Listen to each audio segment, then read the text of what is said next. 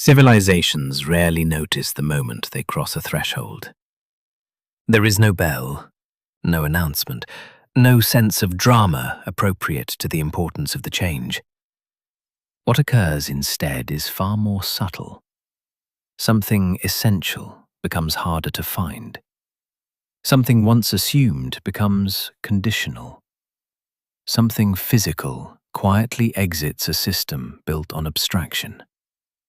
And those who understand what they are observing do not speak loudly about it. They take note. In recent months, tens of millions of ounces of silver have left the visible architecture of modern commodity markets. Not sold in panic, not hoarded by crowds, not withdrawn amid spectacle. Removed calmly, methodically, without ceremony.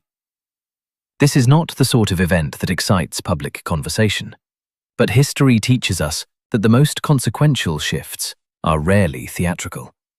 They are administrative, procedural, almost polite. Silver, for all its modest reputation, occupies a position of quiet importance within modern civilization. It is not a luxury. It is not symbolic. It is not ornamental. It is functional. It conducts. It stabilizes. It enables. It lives inside the technologies that make contemporary life possible. Yet almost no one thinks about it until it becomes scarce. And scarcity, when it arrives quietly, is rarely accidental. Before continuing, a clarification is necessary. This is not a story about speculation. It is not an argument about price. It is not an invitation to fear. It is an examination of structure, of how modern markets relate to physical reality, of how systems built for efficiency respond when confronted with constraint, and of what it means when material truth begins to assert itself beneath layers of abstraction. To understand why silver matters, one must resist the temptation to see it as merely another commodity. Silver is not consumed symbolically, the way gold is preserved ceremonially, nor is it burned for energy like oil. Silver is dispersed. Once used, it rarely returns intact. Each generation consumes it more efficiently, yet more completely. And over time, that difference accumulates. For much of history, silver was inseparable from the concept of money itself. Not metaphorically, materially. Value was measured in weight, not confidence. Trust was enforced by physics, not policy. That world no longer exists. What replaced it was a system of extraordinary sophistication and equally extraordinary fragility. Modern markets are masterpieces of coordination. They allow millions of participants to act as though supply were infinite and delivery inconsequential. They convert physical substances into symbols, symbols into contracts, and contracts into liquidity. This works beautifully, until it doesn't. Because at some point, abstraction must reconcile with matter, and matter is less flexible. The withdrawal of large quantities of physical silver from registered inventories is not in itself dramatic. What is dramatic is the lack of reaction. No emergency meetings, no declarations of concern, no visible recalibration of public narratives. This absence is telling. It suggests that those who understand the system are not surprised. They anticipated this. To grasp why, we must examine how silver is treated within modern financial architecture. In theory, futures markets exist to stabilize production and consumption. They allow producers to hedge and users to plan. In practice, they have become instruments of leverage. For every ounce of silver that exists in approved vaults, there are many more claims referencing it. This is not deception. It is design. The system assumes that delivery is an exception rather than a right. Most participants never intend to receive metal. They seek exposure, not possession. As long as that behavioral assumption holds, the system remains liquid. But assumptions are not guarantees. They are habits, and habits change. When silver begins to leave the system physically, it signals a shift in behavior. Someone has decided that exposure is no longer sufficient, that delivery matters. And delivery in a highly leveraged system introduces tension. Silver's role makes this tension particularly acute. Unlike many commodities, its demand is not cyclical in the traditional sense. It is embedded in technological progress. Every improvement in efficiency tends to increase overall usage. Every transition toward electrification intensifies dependency. Every layer of modern infrastructure quietly relies on it. This creates a paradox. The more advanced a society becomes, the more dependent it is on materials it rarely considers. For decades, this paradox was masked by surplus, by stockpiles accumulated during earlier eras, by recycling from obsolete technologies, by assumptions of availability rooted in a different industrial age. Those buffers have eroded. What remains is a system optimized for movement, not storage, speed, not security. And speed comes at a cost. When inventories decline rapidly, it is not the market that reacts first. It is the institutions. Institutions that understand that markets do not fail loudly. They adjust quietly. They reduce exposure. They shorten chains. They seek certainty where possible. Physical possession is not ideological. It is defensive. This is why the removal of silver from visible inventories matters, even when prices appear calm. Price reflects consensus. Availability reflects reality. The two diverge more often than most people realize. And when they do, it is availability that ultimately prevails. History is unambiguous on this point. Monetary systems survive not by denying constraint, but by reorganizing around it. The moment physical reality begins to assert itself, systems adapt or fracture. The disappearance of silver is not a prophecy. It is a signal. A signal that the era of effortless abstraction may be narrowing. That physical limits, long ignored, are becoming relevant again. And relevance, once regained, is not easily dismissed. In the next part, we will explore how this structure came to be, how decades of optimization created a system both elegant and exposed, and why silver, of all materials, reveals its weakness most clearly. Modern financial systems did not become fragile by accident. They became fragile by design. Not through negligence, but through optimization. For decades, markets were refined to reduce friction. Capital was taught to move faster. Inventory was taught to move less. Certainty was replaced with confidence, and confidence was rewarded as efficiency. In this process, physical reality was not denied. It was deferred. Silver, more than most materials, suffered from this deferral. Because it sat at an uncomfortable intersection. It was too essential to ignore, too abundant to inspire reverence, too quietly necessary to provoke caution. So it was treated as reliable. And reliability, when assumed, becomes invisible. The architecture of modern commodity markets rests on a principle that is rarely stated but universally relied upon: that most participants will never demand what they are contractually entitled to receive. This is not cynicism, it is probability. Futures markets operate on behavioral averages. They assume that producers hedge, consumers plan, and speculators trade, but that very few will insist on physical delivery. This assumption held for generations.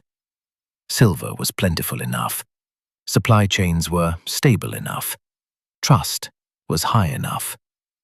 So leverage expanded, contracts multiplied, intermediaries thickened. Physical inventories became symbolic rather than central. The market did not ask, how much silver exists? It asked, how much silver can be referenced?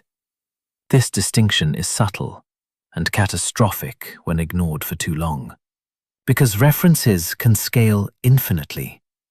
Atoms cannot. To see how this happened, one must understand how the concept of availability was redefined. In earlier eras, availability meant possession. If something was available, it could be touched, weighed, delivered. In modern markets, availability means settlement. If a claim can be settled, in cash, in credit, in offsetting obligations, it is considered fulfilled. Physical delivery becomes optional. This shift was celebrated as progress. It reduced bottlenecks. It increased liquidity. It allowed markets to grow far beyond the constraints of storage and transport. But it also introduced a quiet dependency. The dependency on continued belief that settlement is equivalent to substance. Most of the time, this belief is harmless, until it isn't. Silver's particular vulnerability lies in its consumption profile. Unlike gold, which is preserved across generations, silver is dispersed. It enters products, it enables function, it exits invisibly. The amount lost each year is not dramatic, it is incremental. But incremental loss compounds. For much of the 20th century, this was offset by legacy stockpiles, state reserves, military inventories, monetary hoards from an earlier age. These reserves acted as a buffer, not because they were intended to, but because they existed. Once those buffers were exhausted, the system adjusted, but only cosmetically. Instead of rebuilding reserves, markets leaned further into abstraction. Paper silver replaced physical silver. Exposure replaced ownership. Confidence replaced custody. This worked because behavior cooperated. As long as industrial users trusted just-in-time delivery, they did not hoard. As long as investors trusted settlement, they did not withdraw. As long as institutions trusted rules, they did not test them. But trust is not static. It responds to context. The last 2 decades altered that context profoundly. Supply chains became global and brittle. Geopolitical risk re-entered strategic thinking. Technological demand accelerated beyond historical norms. And most importantly, leverage became normalized across all markets. Leverage is not inherently dangerous. It becomes dangerous when it disconnects from redundancy. In silver's case, redundancy was never rebuilt. Inventories were allowed to decline because paper substitutes were considered sufficient. This was not irrational. It was consistent with incentives. Physical metal is costly to store. It generates no yield. It slows balance sheets. Paper claims are elegant by comparison. They scale. They settle. They disappear at maturity. So long as no one insists on reality. The recent withdrawal of large quantities of silver from registered inventories signals that this balance is shifting. Not dramatically, not publicly, but meaningfully. Someone, somewhere, decided that paper assurances were no longer adequate. This is not a mass awakening. It is selective adaptation. Those closest to operational risk adapt first. Manufacturers that cannot afford disruption. Institutions that remember previous dislocations. Actors whose liabilities exceed their tolerance for uncertainty. They do not announce this shift. They simply act, and action leaves traces. A declining inventory is such a trace. It does not tell us everything, but it tells us enough. It tells us that the system is being tested, not by fear, but by calculation. This distinction matters. Panic is noisy. Calculation is quiet. History shows that systems respond very differently to each. When panic erupts, authorities intervene visibly. When calculation spreads, systems adjust invisibly. The silver market today exhibits the latter. No emergency measures, no public reassurances, just subtle recalibration. Margins adjust, delivery incentives shift, premiums appear where they did not before. None of this violates rules. It simply exploits them. And rules, when stretched repeatedly, reveal their limits. There is a historical rhythm to this process. First, physical supply tightens quietly. Then, contractual terms become more restrictive. Then, alternative settlement becomes normalized. Finally, public narratives shift to explain why this was inevitable. By the time the explanation arrives, the transition is complete. Silver is not unique in this regard, but it is early, which is why it is instructive. It shows us how modern systems handle constraint without spectacle. They do not confront it, they root around it. This preserves surface stability while altering underlying reality. From the outside, nothing appears broken. From within, priorities change. Possession becomes more valuable than flexibility. Certainty more valuable than efficiency. Control more valuable than liquidity. These are not emotional decisions. They are structural ones. In the next part, we will examine who is most likely making these decisions, why their behavior matters more than price movements, and how this quiet shift in silver reflects a broader change in how trust itself is being recalibrated. When a material as unassuming as silver begins to withdraw from circulation, attention should turn not to speculation, but to motivation. Markets tell stories through behavior long before they speak through language. And the behavior we are observing is not impulsive, it is deliberate.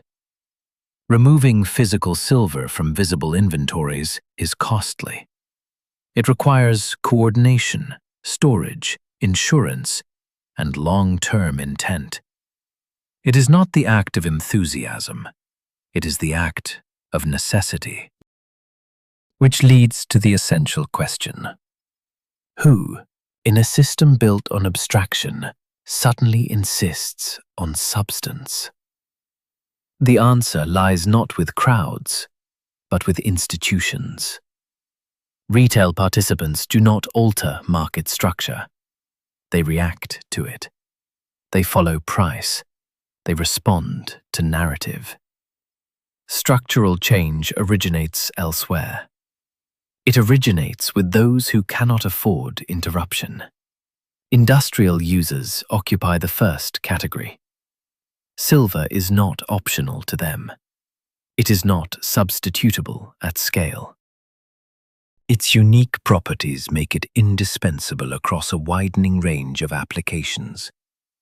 As technological complexity increases, tolerance for supply disruption decreases. A missed delivery is not an inconvenience. It is a halt. Factories do not negotiate with ideology. They negotiate with reality. When procurement officers observe tightening supply, lengthening lead times, or increasing uncertainty in contractual fulfillment, they do not speculate. They secure. This does not require panic, only foresight. Forward contracts are extended. Stockpiles are increased. Physical possession becomes strategic rather than transactional. This behavior removes metal from circulation permanently. Once silver enters industrial reserve, it does not return to the exchange. The second category is less visible, but no less significant. Strategic actors, those responsible for continuity beyond quarterly cycles, have always paid attention to physical materials during periods of systemic uncertainty. They do not announce policy shifts. They do not seek public validation. They diversify quietly. Silver occupies a peculiar place in this calculus. It is both strategic and deniable, industrial and monetary, functional and archival. It can be justified in practical terms while serving as a hedge against abstraction. Historically, such reallocation occurs not during crisis, but during reassessment, when assumptions are questioned, not yet rejected, when confidence is adjusted, not withdrawn.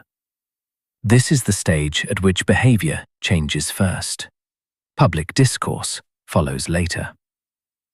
The third category may be the most revealing. Institutions reducing counterparty exposure. In a world saturated with leverage, counterparty risk becomes the hidden variable. Contracts are only as reliable as the system that enforces them. During periods of stability, enforcement is invisible. During periods of stress, it becomes selective. Institutions that have endured previous dislocations understand this intuitively. They remember when markets closed, when settlements were delayed, when legal certainty gave way to administrative necessity. For them, physical possession is not nostalgia. It is memory. They do not distrust markets. They distrust assumptions. And the assumption that paper claims will always be honored exactly as written is one they have learned to interrogate. Silver's withdrawal, in this context, is not a judgment on price. It is a judgment on structure. Now consider the broader implications. The modern financial system rests on the credibility of its abstractions. Currencies are no longer constrained by physical backing. Settlement systems operate on trust rather than immediacy. Derivatives dwarf underlying assets many times over. This is not inherently unstable. It is efficient. But efficiency reduces tolerance for shock. When physical commodities begin to diverge from their paper representations, that tolerance is tested, not publicly, internally. Silver's role as a consumed industrial input makes this divergence especially instructive. Unlike gold, it cannot simply sit untouched as reassurance. Unlike oil, it cannot be produced rapidly to meet shortfall. Its absence is felt operationally before it is priced financially. This is why silver often signals stress before other markets react. It is not dramatic enough to attract attention, but it is essential enough to matter. This creates a strange asymmetry. Those who need silver most notice first. Those who trade silver last. Price, therefore, lags behavior. This frustrates observers accustomed to equating markets with truth. Markets reflect consensus. They do not reflect necessity. Necessity operates independently. It does not care about narratives. It does not wait for confirmation. When necessity acts, markets follow reluctantly. The quiet reduction in registered inventories tells us that necessity is asserting itself. Not explosively, persistently. Each ounce removed increases the ratio of claims to substance. Each withdrawal tightens the system incrementally. Each adjustment makes the next one more likely. This is how structural transitions unfold, not through collapse, through accumulation. The system responds by adapting. Delivery incentives shift. Alternative settlement becomes more attractive. Rules are applied with increasing discretion. None of this requires malice. It requires continuity. Institutions exist to preserve function. When confronted with constraint, they prioritize survival. This is rational, but it has consequences. The further a system moves from physical reality, the more sensitive it becomes to disruption. Silver's withdrawal is therefore not merely a commodity story. It is a governance story. It reveals how modern systems negotiate the boundary between abstraction and matter. They do not redraw the boundary publicly. They manage it quietly. And that quiet management is precisely why understanding matters. Because by the time consequences become visible, options narrow. In the final part, we will confront what this moment signifies, not as prophecy, not as alarm, but as insight into how systems preserve appearance while altering substance, into how trust is recalibrated without announcement, and into why those who understand structure rarely speak loudly. They simply reposition. There is a particular kind of change that modern civilization struggles to recognize. It is not violent. It is not ideological. It does not arrive with slogans or banners.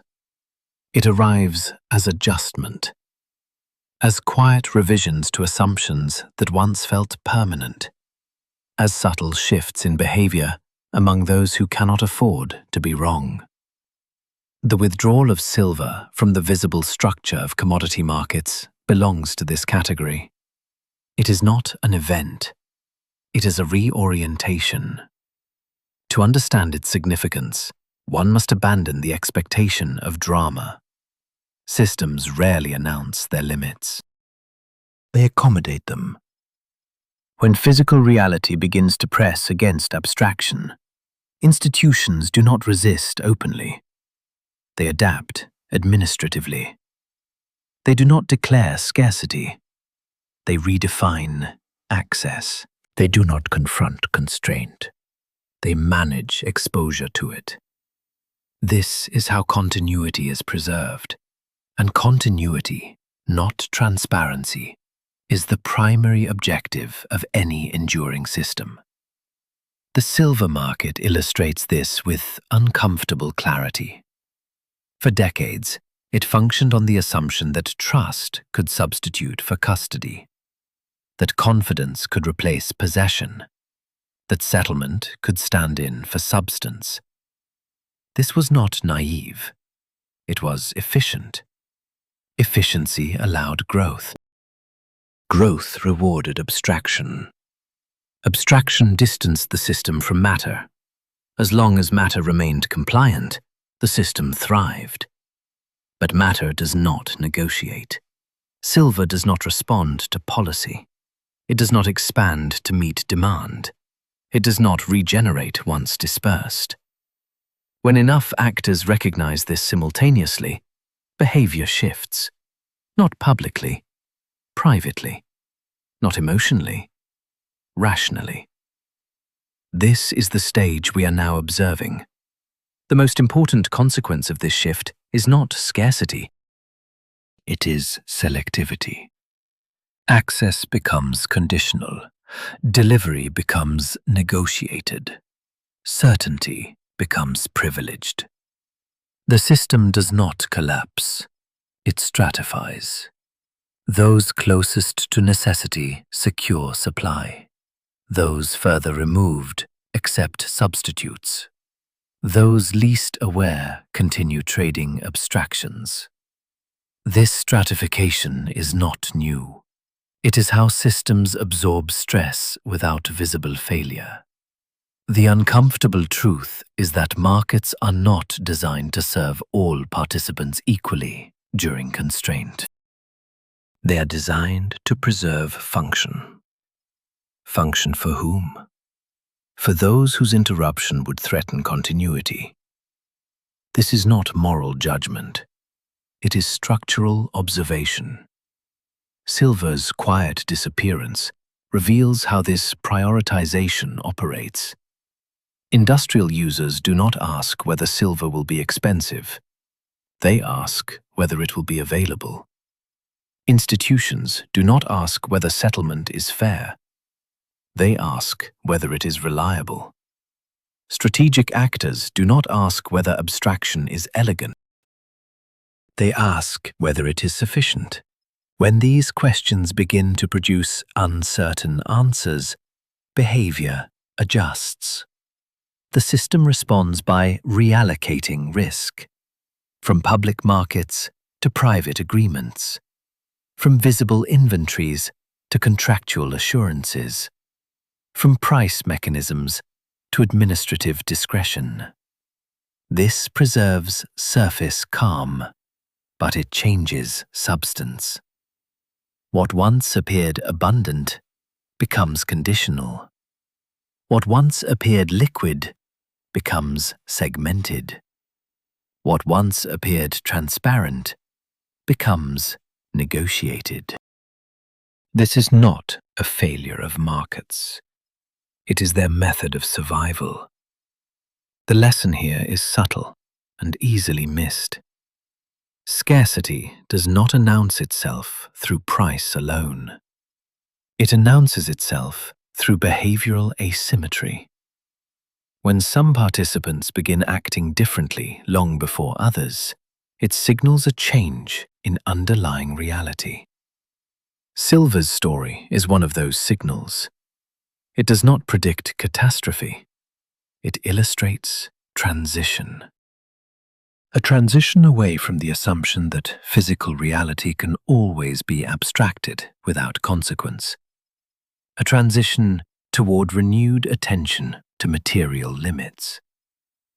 This does not mean a return to older systems. It means a recalibration within existing ones. Abstraction will remain. Markets will persist. Liquidity will continue. But the margin for error narrows, and when margins narrow, priorities clarify. This brings us to the broader philosophical implication. Modern civilization has become exceptionally skilled at managing symbols. We trade representations. We store value digitally. We settle obligations through layers of mediation. This is not weakness. It is sophistication. But sophistication requires constant alignment with reality. When alignment slips, symbols drift. And drift, when prolonged, becomes fragility. Silver is not correcting this drift. It is revealing it. It is reminding us that beneath every system of trust lies a foundation of matter. Ignore it for long enough, and matter reasserts itself.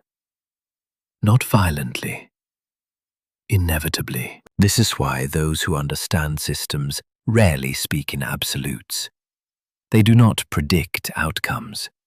They observe incentives. They adjust positioning. They understand that resilience is not about certainty. It is about optionality, the ability to respond when conditions change. The removal of physical silver from open circulation is an exercise in optionality. Those who remove it are not forecasting collapse. They are reducing dependency. They are choosing substance over representation. That choice, repeated quietly by enough actors, reshapes systems more effectively than any public debate. And this is the final insight. The most important shifts in civilization are not decided by opinion. They are decided by behavior. By what people do when no one is watching. By what institutions prioritize under constraint. By how systems preserve themselves when assumptions fail. Silver's quiet withdrawal belongs to that category of evidence. It does not demand attention. It rewards understanding.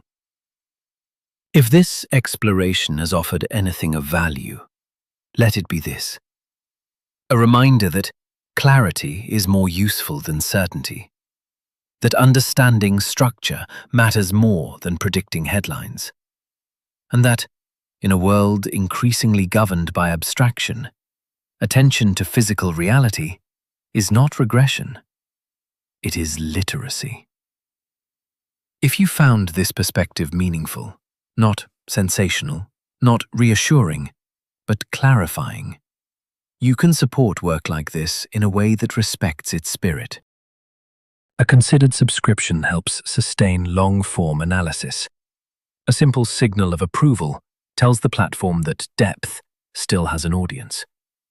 And if there is one person you trust enough to think alongside you, not to react, but to reflect, sharing this with them may be the most valuable action of all. Ideas like these are not meant to circulate loudly. They are meant to endure quietly. And if you choose to leave a comment, let it be one that adds to understanding, a thought, a question, or a carefully reasoned disagreement. That is the kind of engagement this subject deserves. Thank you for following this to its conclusion.